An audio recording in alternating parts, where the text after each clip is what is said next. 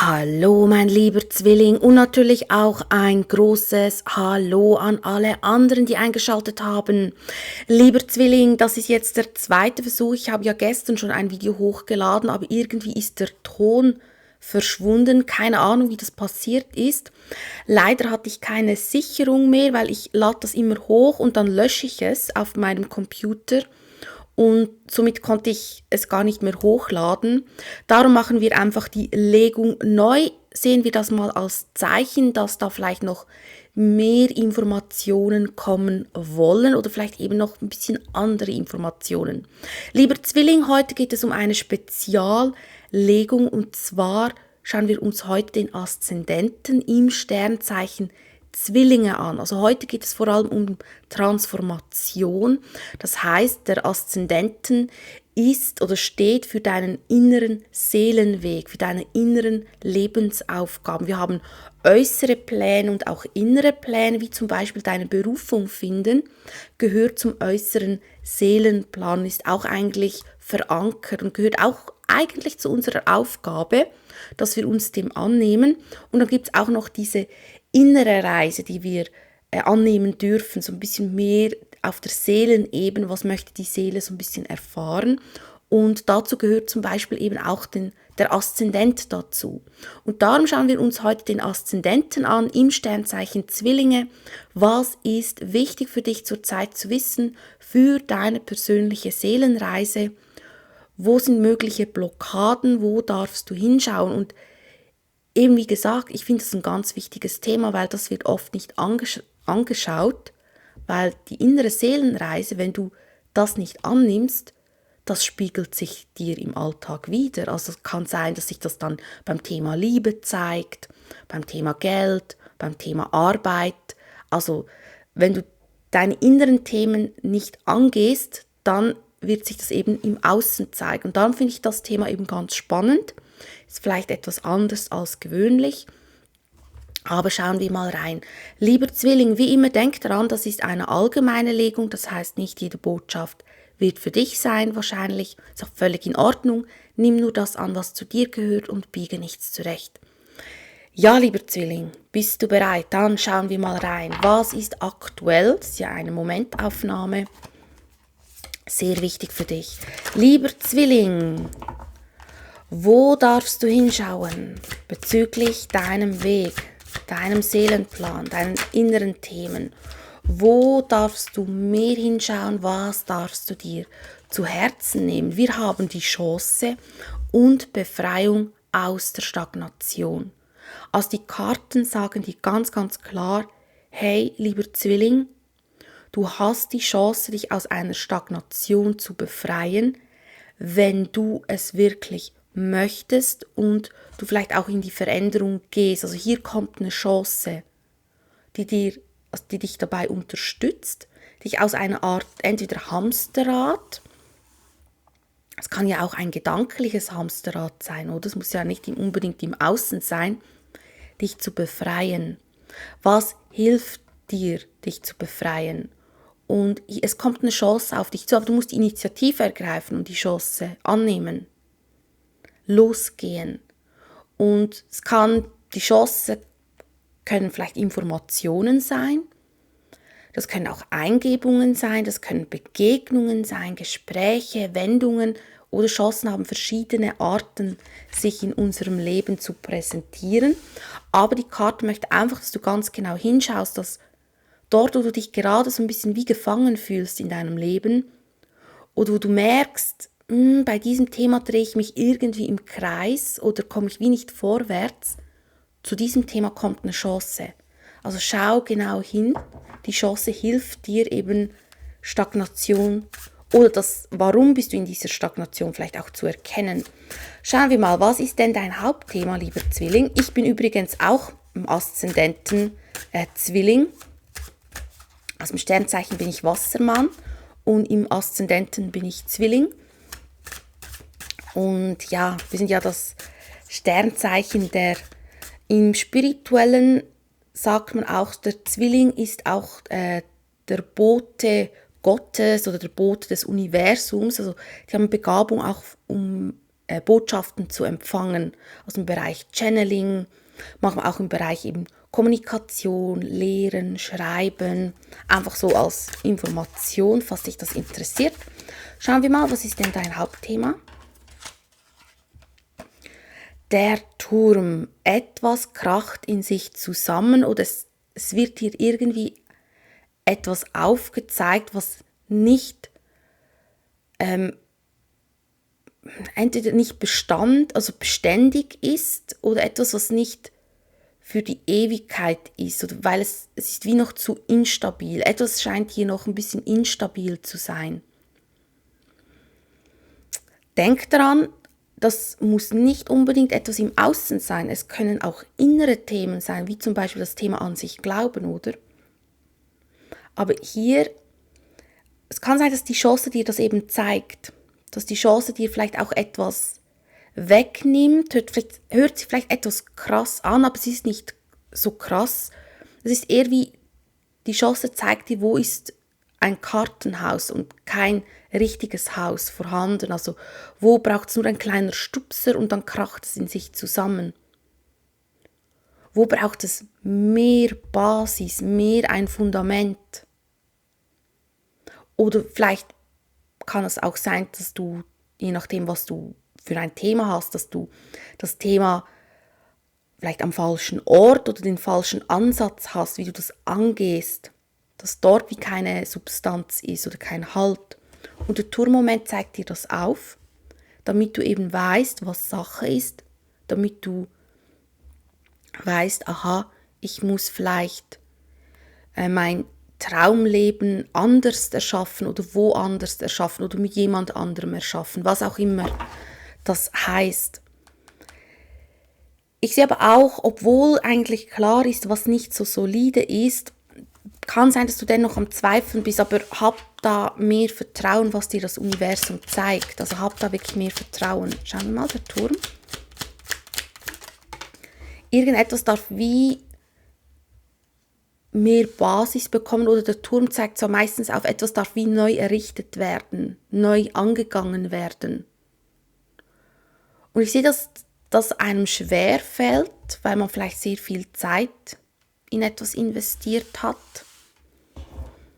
Und dennoch ist es wichtig, dass man dort in die Akzeptanz geht, weil vielleicht ist auch deswegen die Stagnation da, weil du etwas am Reparieren bist, was nicht mehr repariert werden kann. Oder es ist ja wie bei einem Haus, wenn ein Haus so stark beschädigt ist oder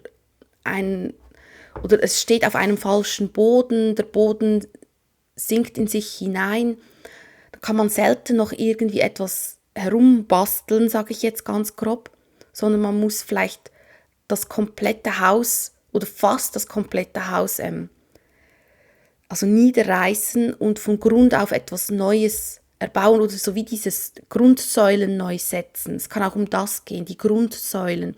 Was sind die Grundsäulen, dass man die vielleicht neu setzt? Das kann die Säule des Vertrauens sein. Das können verschiedene Themen sein. Schauen wir mal, was ist denn die größte Blockade? Ja, nach dem Herzen zu gehen. Das ist ganz viel Kopf, sehe ich. Ganz viel Kopf. Und hier auch nochmals Zwilling-Energie. Also wenn du Doppelzwilling bist, dann wirst du es noch stärker fühlen. Ganz, ganz viel Kopf und zu wenig Herz. Vielleicht eben, weil du panisch bist, dass das kracht.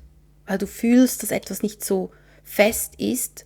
Und dennoch bist du dran, die Risse zu reparieren. Aber du reparierst sie eben nur wie mit Pflastern und nicht mit Beton oder was man da braucht zum Reparieren. Und hier darfst du wirklich ein bisschen mehr nach dem Herzen gehen. Vielleicht auch mehr schauen, dass du, ja, sehr viele Gedanken, siehst du 7 der Kelche. Mehr auch Vertrauen haben in deine innere Stimme, also bezüglich deines Herzens. Hier auch Fische-Energie, falls du Fische-Platzierungen hast. Auch wird es auch ein großes Thema sein. Was ist echt und was ist Illusion? Was ist der Kopf? Was ist das Herz? Es Es kann auch sein, dass du manchmal Mühe hast, auf dieses Innere zuzugreifen, auf die Herzensstimme. Ich weiß, es ist nicht immer einfach. Was ich empfehlen kann, ist, dass man versucht, das wie zur Seite zu packen, aber nicht unter den Teppich zu kehren und vielleicht mal eben so ein bisschen in die Meditation geht, in die Stille, so wie Ordnung im Geiste schafft, eben auch durch Ruhe und Distanz. Aber eben nicht mit dieser Intention, dass man das verdrängen möchte, sondern dass man das bewusst schnell zur Seite legt und den Druck rausnimmt. Das Problem ist eben, wenn da Druck ist, dann hat man wie einen Tunnelblick. Und man sieht es dann wie nicht, oder es kreist, es kommen immer die gleichen Fragen und Antworten. Schauen wir mal, was kommt sonst noch, wo du ein bisschen hinschauen sollst, was wichtig für dich ist, lieber Zwilling, für deine Seelenreise, für deine aktuellen Themen. Wir haben Bube der Kelche, der Herrscher und 5 der Münzen. Also wieder Energie, auch ganz stark, falls du noch wieder Platzierungen hast. Also hier kommt eine Chance, definitiv. Eine Chance, dass du etwas Neues aufbauen kannst. Also von Grund auf wie ein neues Imperium gründen kannst. Sei das jetzt beruflich gesehen, sei das gesundheitlich gesehen, sei das liebestechnisch gesehen. Ich spreche einfach so metaphorisch. Und ich sehe auch, dass du Chancen hast für Vertrauen. Es kann sein, dass dir eventuell eine Person hilft, unterstützt. Könnte eine Person sein, die dir einen wichtigen Rat gibt, sehe ich. Die einen anderen Blick auf die Dinge hat. Oder du bekommst die Chance, dass du eine andere Perspektive bekommst. Ja, weil der Vogel wird mir ganz stark angezeigt. Ganz, ganz stark. Ist das ein Adler? Keine Ahnung. Ist das ein Adler? Ich weiß es nicht. Ist das ein Adler? Oder ist das einfach ein Raubvogel? Egal, es kann sein, dass das ein Krafttier ist, dass du vielleicht dich mit diesem Krafttier verbinden darfst, mit dem Adler oder mit einem Raubvogel. Oder die sehen ja die Dinge von einer anderen Perspektive, sie sehen es von oben und von weitem. Und vielleicht geht es eben auch darum.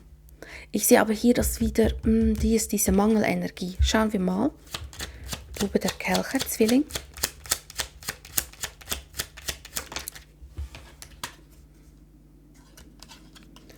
Die Mäßigkeit, ja, hier kommt eine Chance. Es kann sein, dass diese Chance aber eine Art kleiner Umweg mit sich bringt oder eine Art Kompromiss. Vielleicht bezüglich, eigentlich hast du ein Ziel oder einen Wunsch oder ein Thema, aber hier kommt eine Chance, aber die Chance führt dich so ein bisschen auf einen anderen Pfad. Und ist mit Kompromisse verbunden. Aber sie führt dich eigentlich zum Gleichgewicht. Ich sehe auch, dass hier ein riesiger Weckruf kommt, entweder eben durch diese andere Perspektive, durch diese Energie des Erschaffens oder eben durch diese Person. Und dass dadurch auch eigentlich eine Aufforderung kommt zu entscheiden. Und hier fängt das Problem an, weil wir hatten ja als Hindernis, als Blockade die Liebenden. Die Liebenden steht auch für Entscheidungen aus dem Herzen treffen. Und das kommt hier. Und hier haben wir 5 der Münzen. Angst zu versagen. Angst falsch zu entscheiden. Angst einen Fehler zu machen. Obwohl du eigentlich gar keine Angst haben sollst, also musst, weil eigentlich ist das, was sich dir zeigt, das, was du wahrnimmst, eigentlich genau das, so wie es ist. Schauen wir mal 5 der Münzen, warum diese Angst?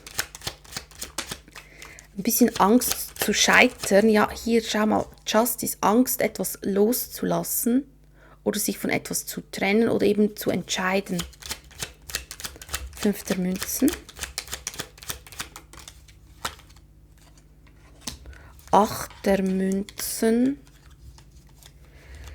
Ja, es kann wirklich etwas sein, wo du lange daran gearbeitet hast oder sehr viel Zeit oder Energie investiert hast und jetzt zeigt sich dir, dass vielleicht das doch nicht zu dir gehört oder es sich verändern darf. Das kann ja auch sein.